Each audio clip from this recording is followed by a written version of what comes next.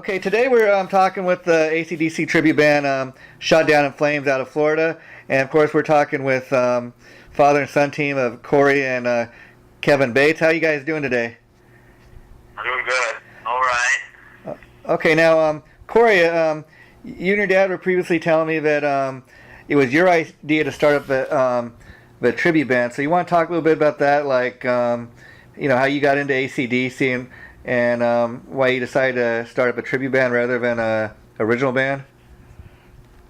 Well, when I first got into music around 6th grade or so, I picked the drums, and I learned the drums, and I started learning the drums, and we started this band up with me and my buddies, and my dad got this AC/DC CD. It was AC/DC Live at Dunnington, 91, and I remember just falling in love with it, and I even got the DVD, and I just really locked in with Angus, and that was about 2 years after I learned the drums, and I decided to get a job and buy my own guitar, and I bought myself a little tiny Marshall 15-watt combo with the Epiphone SG, Wow. and that's where I started learning all the AC/DC stuff, and after I'd say about 2 years of playing, we moved up here to Jacksonville, and that's when I started the tribute band, because I saw those tribute bands on YouTube and stuff, and I figured I could start one, and I started it with my dad. My dad decided to jump on board, because he wanted to play in a band with me, so I started the band up on Craigslist, and, here we are. So let me ask, when you started the band, Corey, was it you and your dad that put it together, or did you have some other guys in the band first? It was majorly me and my dad at first. Mm-hmm. We auditioned. We went through about 2 drummers, a cop, a church drummer. We went through 2 singers, a couple bass players, a church organist, a Las Vegas performer. And then we found this guy whose name was Robert Lucky, and he was the bass player, and he jumped on board, and we really liked him. He was a cool guy, and he was able to find us our drummer, who was his buddy, Donnie Sanchez. And then shortly after we got Donnie and Robert, we found our first singer. So. Wow. Okay. And Kevin, you were telling me a little bit earlier that you were started out as a musician when you were much younger on the guitar. I was curious, how old were you again when you started playing the guitar? And talk a little bit about your career as a musician before this tribute band with your son. I grew up a Beatles fan in Michigan. Moved to New York when I was 18, around 1978, 1979, and I was into kind of the whole CBGB thing with the Ramones and the Talking Heads, Blondie.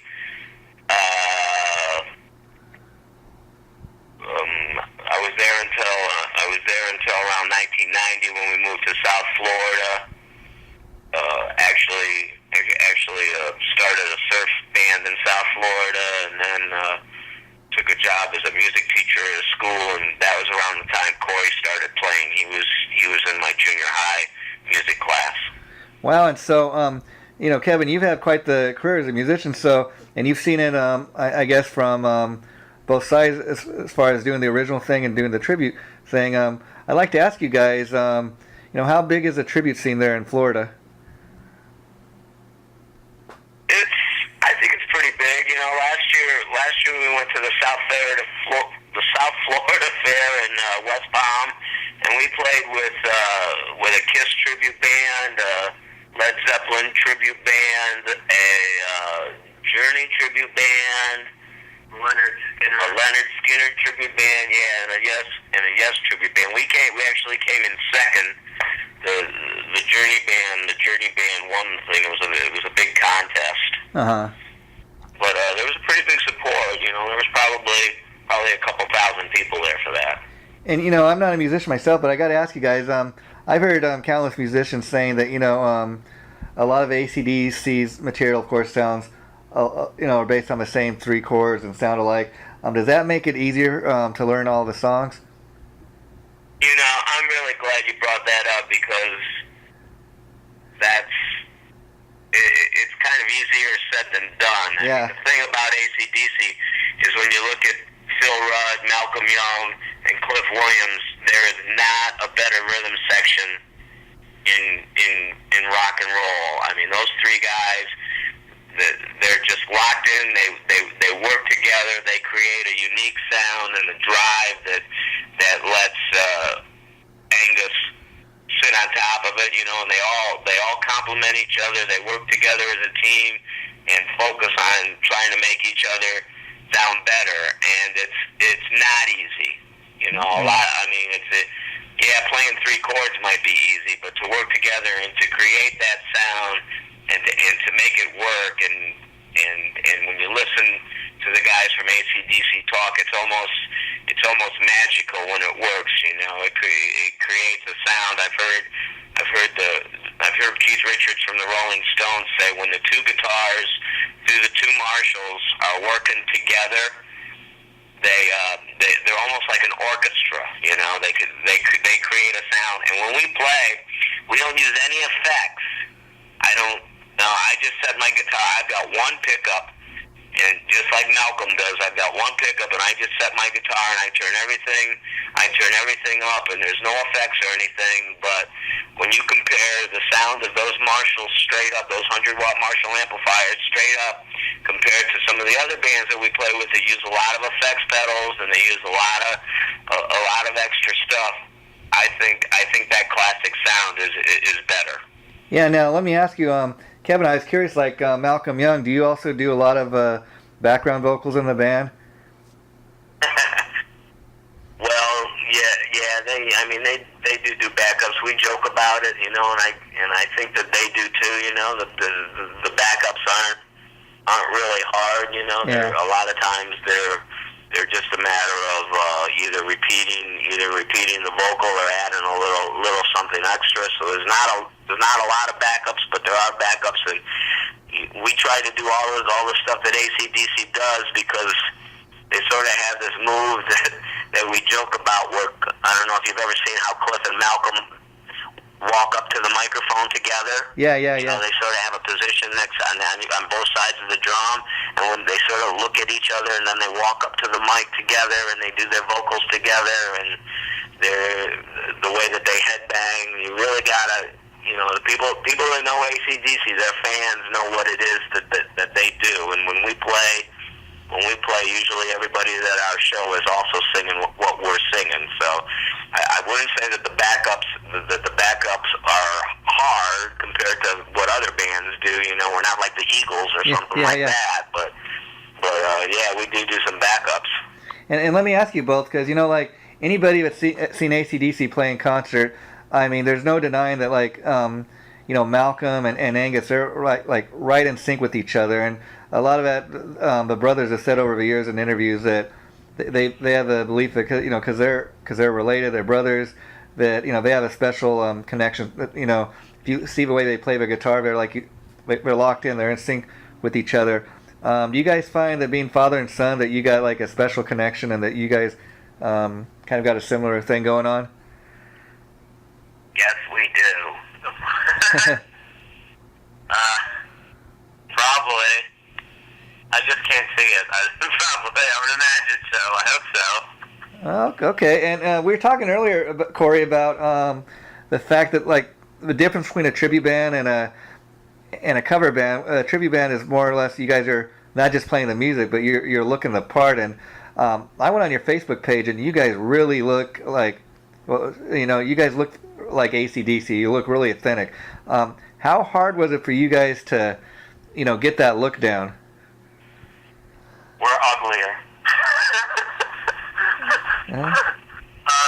The thing about AC/DC is, and they all dress so casual. Other than Angus, Yeah. it's just jeans and a t-shirt.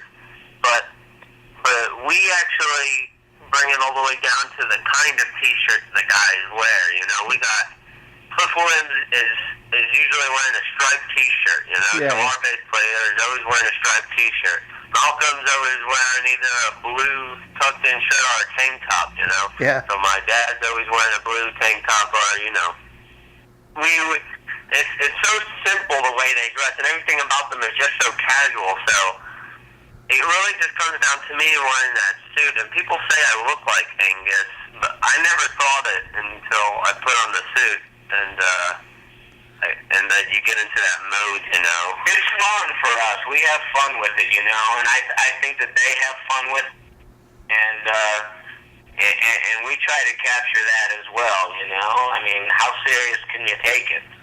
Yeah, I mean, well, you know, the thing is about what you guys do is, you know, I've seen quite a few of these tribute bands. For example, I've seen a couple Guns N' Roses tributes, and most of those, you know, they play a lot of original classic Guns N' Roses material, and for many people, that's as close as you're going to get to seeing the original lineup perform together, you know, because Axl Rose got his new solo band that he's calling Guns N' Roses these days, but you know, I seen this Guns N' Roses tribute, and the guy was dead on. He looked the part, you know. He looked just like Axl Rose. You would swear it was 1987 all over again. And you know, if you do it right, you know, for your audience, people come to the show. You know, you recapture a certain period in their life, or you know, or even for people that weren't around, but they wish they could go see AC/DC. Even though AC/DC is still around, maybe they can't afford to go an AC/DC concert, but they can come see you guys, and you guys, you know, you give them an experience to remember.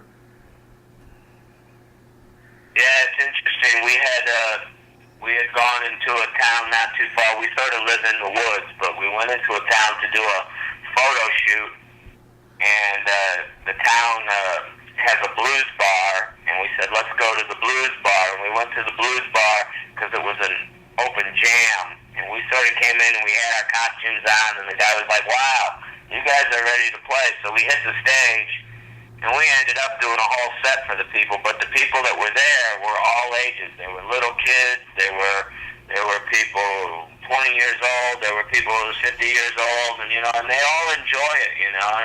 It's pretty surprising. Sometimes when we do shows that are more accessible to, it's interesting when you see there's people that are 55 that like the music, and there's people that 18, and I mean, when you look at Corey and I'm 53. Yeah. And I'm an AC/DC fan. He's going to be 19 in October, and he's an AC/DC fan as well. I mean, that's the kind of band AC/DC is. You know, they got, like you're saying, fans of all ages from when they first started out to even just now, and the sound hasn't changed much. Now, and also, Corey, you were telling me when we were setting up this interview a couple nights ago that even though you're an AC/DC tribute band, and a lot of people dig AC/DC, the fact that there's so many AC/DC tributes out there that sometimes you know, it's difficult for you guys to get gigs. So talk a little bit about that. Well, here in Florida, I can think of 3 other AC/DC tribute bands off the top of my head. Yeah. And you know what it comes down to is some guys just think when you buy an SG and you dress up in some shorts and a suit, and your lead singer wears a cap, you're an AC/DC tribute band, you know? And that's what some bands are, and I'm not saying any names or anything, because AC/DC is the #1 tribute band in the world, you know? Yeah. Nobody has more tribute bands than AC/DC. So it's kind of like ran dry a little bit, it seems. Now, and of course, I found that you know, to be in a tribute band too, it helps to have a little niche. And you know, you guys, I think, you know, the fact that you guys are father and son, that's kind of an interesting thing. And then there's the fact that you guys primarily do the Bon Scott era material. Is that correct? Yes, that is. Our lead singer is primarily a Bon Scott guy. You know, we do throw in some Brian, but it's very little, about 4 songs, you know. We primarily stick to recreating that Bon Scott young AC/DC energy and show. And you think that gives you a little bit of a niche in the fact that, like I say, AC/DC is still around, and you know, Brian Johnson's the guy doing that. and so there's a little bit more of a demand for the Bon Scott material. Number one because Bon Scott's been dead for so many years, and he's still got his diehard fans that want to hear his stuff. Yeah, it's weird because I started with Brian Johnson, but when I discovered the Bon Scott stuff, it just brought me into a whole different world of AC/DC because the band was just out to kill people when they had Bon Scott, but at the same time, Bon was so unique, and he just stood out so much, and he was such a character, and we would think that we think that doing that Bon Scott stuff does give us a niche because the other tribute bands in Florida do the Brian stuff. So yeah, either that or they do from both eras. And now, do you guys have a particular AC/DC album that you really love? That's your favorite? My vote goes for Power Rage. Okay. Power Rage. Okay. And now, Kevin, you were talking earlier a little bit about when you were doing your original bands. That you actually met the guys in AC/DC, or you were playing in a studio next to them. Could you tell us that story again? Yes, I did. In 1985, somewhere around there, Phil Rudd had left the band, and who's the drummer? Simon Wright. Simon Wright was the drummer at the time, and they were rehearsing at the studio I worked at. It was called Top Cat Rehearsal Studio on 28th Street, between 6th and 7th Avenues in Manhattan. And we got word that they were going to come in and rehearse over the weekend. And my duties included everything from answering the phones to driving the elevator to making coffee to vacuuming the rooms to setting up microphones. And at that time, I wasn't a huge AC/DC fan. I knew who they were. I knew who Brian Johnson was. I wasn't all that familiar with Bon Scott. But, I definitely recognized them when they came into the door. I was a little bit surprised how short they were. They're pretty small guys, but, they came into the studio. They rearranged the studio. They had their whole crew with them. They worked really hard. They drank a lot of tea. They smoked a lot of cigarettes. But they rocked really hard, and I was really impressed with their sound. And so, of course, Shot Down in Flames, that's, of course, titled one of AC/DC's classic songs. I was just curious how you guys came to call the band that. Was that one of your favorite songs, or you just needed a name and came up with that? Yeah, we threw a few names around, but we thought that one, at the time, we were going with the Bon Scott tribute, and we thought that one tied in with his death. He was really kind of shot down in flames at the peak of his career.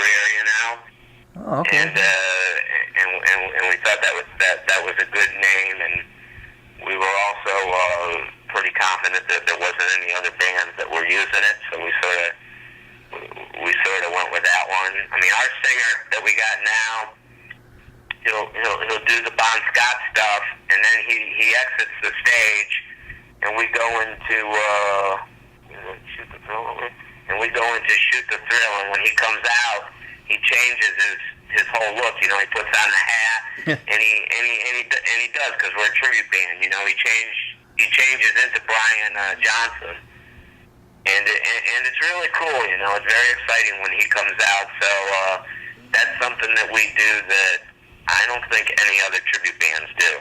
Wow, that's cool. That's a totally original idea. Now, when you guys first put the band together, I was curious, how long did it take you, when you first started rehearsing, to get to the point where you really felt comfortable in your ability to, be able to go on stage and perform this material? We started the band around, I would say, I think it was in the spring of 2010, I think 2010, and it might have been 2009, I can't even remember, but my first gig wasn't until October. It was in October, so we rehearsed for about, I would say, a good 6 months, 5 to 6 months. We were finding new guys. Once we got Robert Lucky and Donnie Sanchez, Donnie Sanchez on drums, we were going pretty good. Yeah. We had a little bit of a setback because Robert died of cancer. January of this year, he showed up to rehearsal and said, "I'm not feeling so good, and the doctors think I got cancer." And 4 months after that, he died. Wow, that's awful. Now, I had no idea, but let me ask you, when something like that happens, was there ever any thought about, he's passed on, this isn't fun anymore? Or did you guys always have the attitude that, that we want to continue to do this? He'd want us to carry on. Well, we did think about what we were going to do, but Robert, he wanted the band to keep going. Robert wanted this band to keep going. He really loved this band. This was his favorite band he ever played in, and he's really enjoying it, he said keep going. He even helped us find a bass player to replace him, and we still haven't found the right one. We're down to our third bass player after Robert. Wow. He took a bed sheet and he made our banner, the banner that we fly behind the drum kit. It's gigantic and it's really nice, but he made it out of a bed sheet. The guy, and he made T-shirts for the band. He made custom Hot Wheel cars that he sold. He was totally dedicated. And the thing that's really kept our band together is the fact that we're family, and our drummer, who's a great drummer, has been in a lot of bands as well. He's a little bit younger than me, but the fact that we are father and son, there's that bond, there's that blood, and I think that's what makes us a lot like AC/DC. You had mentioned that before, and I think that it's definitely Yeah. You still there? Yeah. Okay, I'm sorry. And so, that's kind of interesting. I had no idea that one of your band members had passed on. Kind of like, I guess, living the AC/DC story. I mean, but once he passed, and you guys decided to carry on, how hard was it to find his replacement? I mean, did you bring other guys in to audition, or, did you kind of put them under a microscope trying to get somebody that sounded just like, played just like him? It's still hard. Like, I agree with Corey. I don't think we found anybody that's replaced him yet. Yeah. Our current guy is he's doing a good job, but it's not the same as Robert. Yeah. Wow. Yeah. Sometimes some people just can't be replaced, but you gotta carry on, and our next gig is a memorial to him. Wow. That'd be great. And talking a little bit about your set list, of course, we're talking about you do primarily the Bon Scott stuff, and you throw a little bit of Brian Johnson stuff in there. But do you play mostly like just the hit songs from that period, or do you ever throw any obscure stuff like, this is a cool song, I'd like to play this, so give people a taste of this, or do you primarily just stick to the hits? 40 songs, they're all good. Yeah. And we got about another 10 on our list that we want to learn. Our set list is usually, we model it after the Let There Be Rock, the movie set list in a way, how AC/DC would use it. Oh, okay. But we do throw in about 2 or 3 obscure slots. Our set list is usually about 20 songs long. So, usually I would say not 2, I'd say about 5 that really hardcore AC/DC fans would know, like Dawn Shooting or Rock and Roll Damnation or High Voltage, And do you guys find that AC/DC fans or even people who come to your shows are really diehards? The reason I ask is AC/DC's one band that could put out greatest hits collection after another, and it's going to sell. I mean, even if you look like at the Iron Man 2 soundtrack, that's nothing but AC/DC stuff that's been played on the radio for years, and it's amazing what how massive that soundtrack sold just because of the AC/DC material. Right. Well, AC/DC's song list is pretty endless, Yeah. And some people say they unrecognizable. I mean, it's just they're so smart in how they made their music. It's so simple, but it's so effective. You know, with the groove and the chords and the drive and everything. Yeah, and it's just we play Big Balls. We play Ride On. We look for people that show up to our shows that are wearing AC/DC shirts. A lot of people show up wearing the shirts, and you know, we connect with those people right away. And you guys like you have meet and greets after your shows where you go and talk to the fans. What's that like for you? They love it. You know, they're always telling us how great we were or something. We always talk to our fans. Most of our shows, we talk to the fans before the show. We talk to the fans after the show. We have to pretty much go through the entire state, and like Corey said, it's hard for us because there's a couple other bands. There's one band in particular that's got about 5 years more experience than us. And they're more of a Brian Johnson band, and they've even put their own spin on it that is really nothing like AC/DC. But we've gone to places, and it's been tough because people are sometimes afraid of the whole AC/DC scene and their fans, and the fact that, you know, we got 100-watt Marshall amps and we're going to be loud and everything. But when they see how many people like the music, you know, we went from being turned away at gigs to now people come up to us after our gigs, and it looks like we're going to have a shot at things like Rhythm and Ribs festivals in St. Augustine and Blue Crack festivals in Palatka, and things that are a lot more. There's a lot more people at, but it's because the music appeals to so many people that we're going to get the shot at these things. And do you guys ever do you get hired to do private parties or anything like that?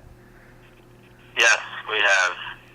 Okay, and I was curious, like, as far as managing the band and booking your shows, do you have an agency you go through, or do you guys manage the band pretty much yourselves? Happy you brought that up because we have been searching for an agent for the largest time, you know. We haven't been able to find one that has wanted to work with us. As of booking, we do the booking ourselves, but it's mostly me. I'm doing most of the booking myself, and because everybody in the band works for the most part their whole days, so I'm usually the one with the most time because I'm a college student. Okay.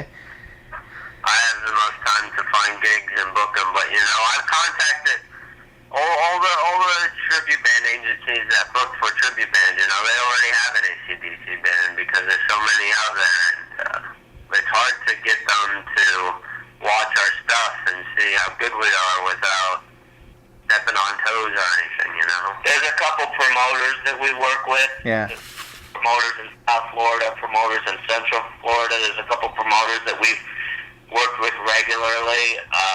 There's been some agents that have been interested, but they don't really have any experience.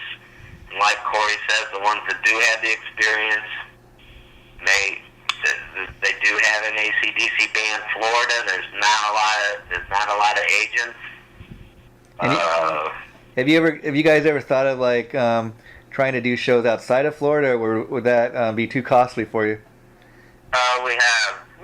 We actually, our dream is to bring this show out on the road, you know, but it's really tough from what I hear, for a tribute band to tour in America, you know, because it's been so, it's starting, in America, they say the tribute band world is kind of sinking, you know, because there's so many tribute bands and the people are just overwhelmed with them, and but we are open to getting out of Florida.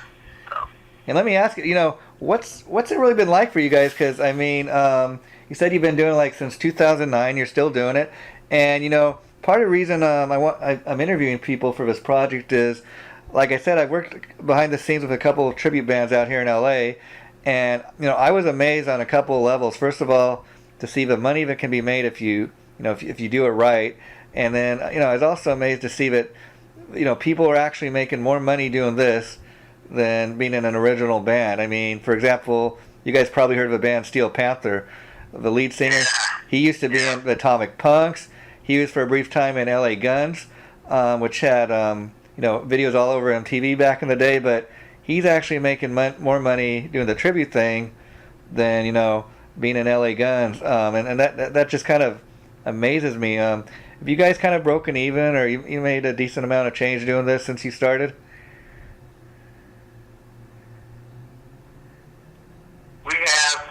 We have a couple times a year when we're really busy, and it usually evolves around motorcycle events. There's a thing here in Florida called Biketoberfest in October.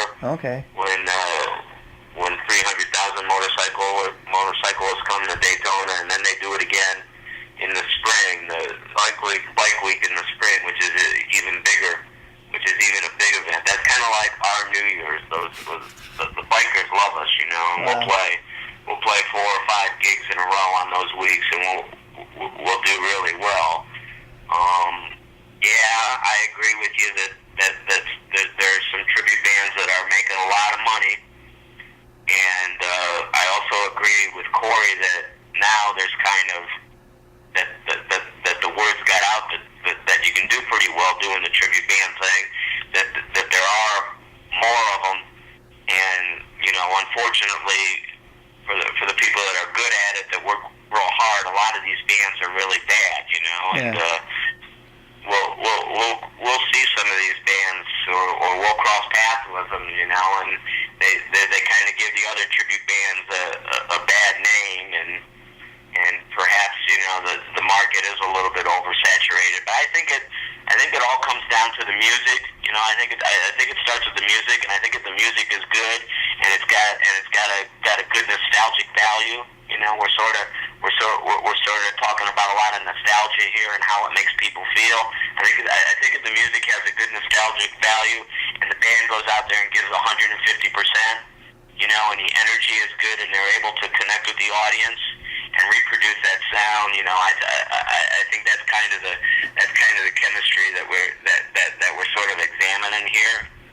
I know some other guys that actually, besides being in the tribute bands, like I know a guy that he plays in the Guns N' Roses tribute, and he plays Slash, and he also sometimes from time to time gets hired like to do appearances like as a Slash lookalike.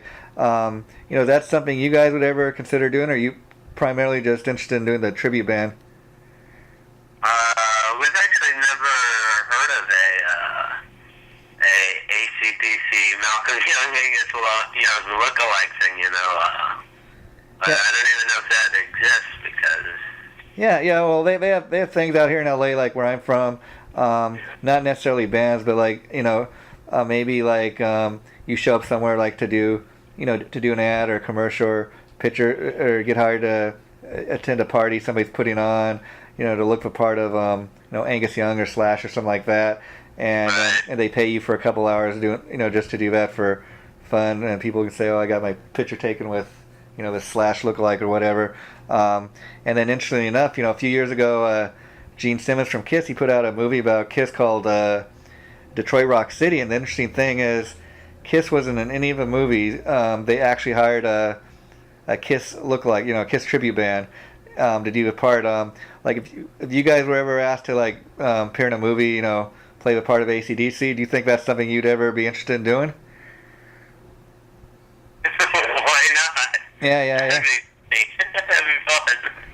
Did you see the Kiss tribute band on Man vs. Food in Detroit? No, I haven't seen that. I have to check that out. But they helped the guy. They helped eat what was it, 190-pound hamburger in Detroit. The Kiss tribute band was there. Wow.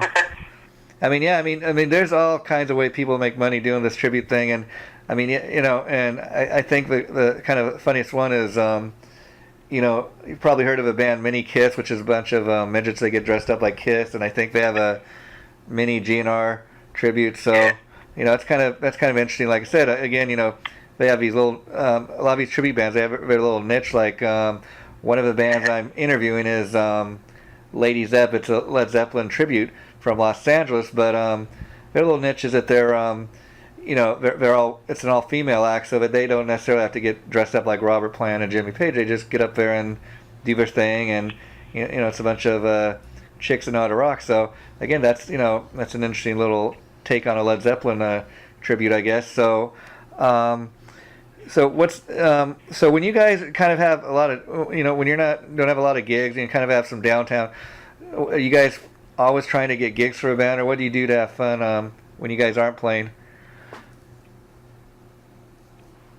Say that again? Well, I was curious, you know, like you're saying, you know, sometimes during the year you have busier times, you know, where you're playing more. I mean, there's a couple times a year where there's a little bit of a downtime. During the downtimes, I was curious, what do you guys do? You like, are you constantly busy trying to book more gigs, or?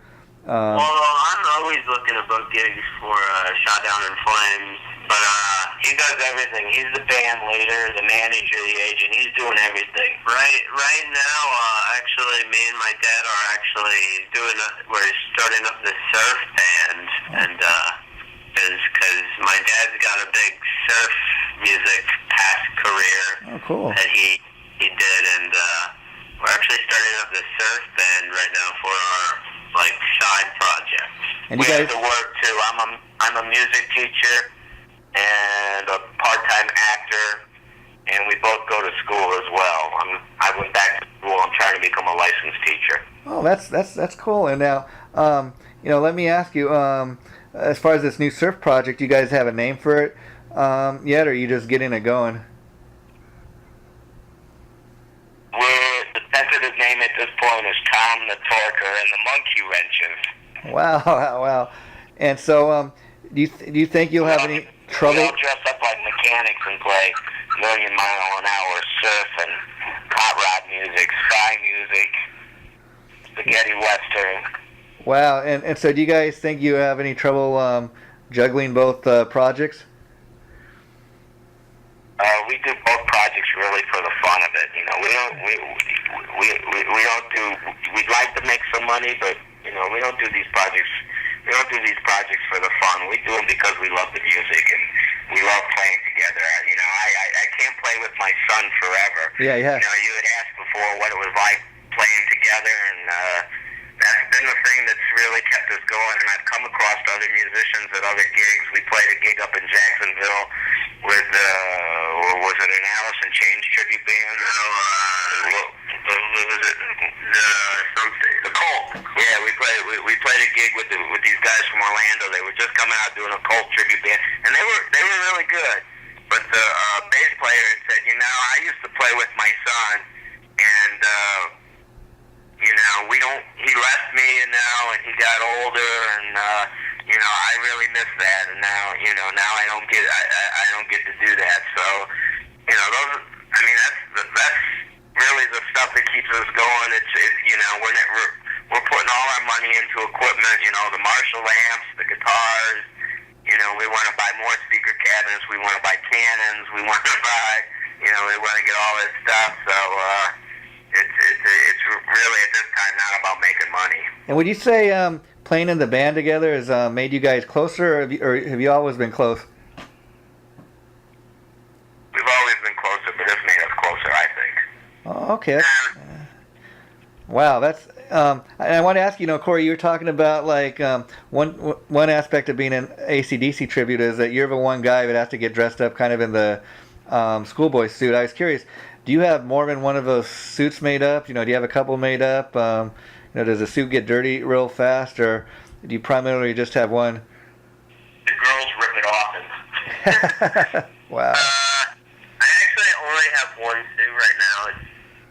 I've never washed it though. I bought the thing. I never saw a reason in washing it because I'm on the floor rolling around and it's sweating, pouring sweat, so it smells pretty bad. It's sitting in my closet. But the only thing I have multiple things up is ties. I thought it was neat. Wow. And so let me ask you, Corey, real quick. In regards to the surf music project, I mean, again, you said your dad had a career in that. I was curious, that's obviously a lot different than, AC/DC music. So how excited are you about playing that type of music? It's a whole new field, and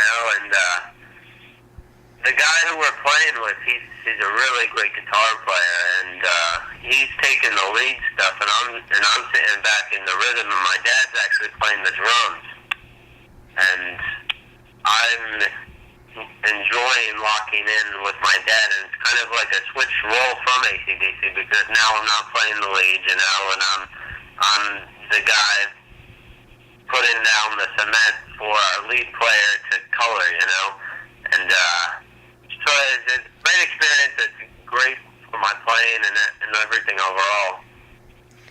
Okay, and then Kevin, the last thing I want to ask you is, you know, you're talking a little bit about being a music teacher and going back to school to get a degree in that.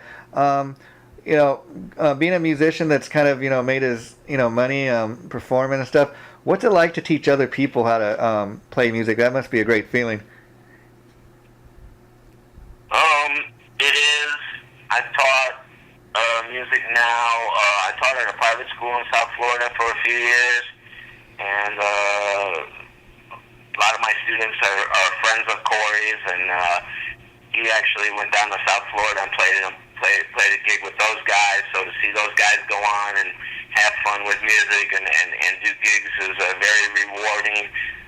Now I go to 5 different schools in St. Johns County in Florida, teaching elementary kids, and it's nice to see how music gives them confidence and helps them. I've got kids that are dyslexic and have confidence problems, and the music has really helped them. I teach a lot of brothers and sisters and brothers, and I get involved with the families. So it's really I really enjoy it. It's really has a lot of rewards. And I imagine going back and getting your degree, what that does for you is it would allow you to get like hired as a full-time music teacher at a school. Is that kind of your main objective now? I'm actually kind of pointed towards middle school English. Wow. Well, you know, I just want to. I'm getting too old for the music teacher thing. You know, Yeah. you gotta do a lot of concerts and things like that. I mean, I've kind of already done that. Now I'm sort of getting into literature and poetry and things. Plus, there's a lot more schools looking for English teachers than looking for music teachers. But you know, you kind of living out your dream right now as far as the music career. But you know, I think it's nice to have someone to fall back on, and you know, a teaching career. You know, it's something you know, very promising and you know, worthwhile teaching you know, young kids. So you know, I commend you on that because you said you're almost 50 years old, and to go back to school this time of your life, you know, that's quite the accomplishment. Yeah, a lot of my classmates go to our gigs. Yeah, that's got to be a cool feeling, you know. Well, anyways, I just want to thank you both because you know I can't believe we've been talking, you know, almost a little over 40 minutes. Yeah, we can forever, can't we? Yeah. No, but you know, I got to tell you, in the interviews I've when done. we go to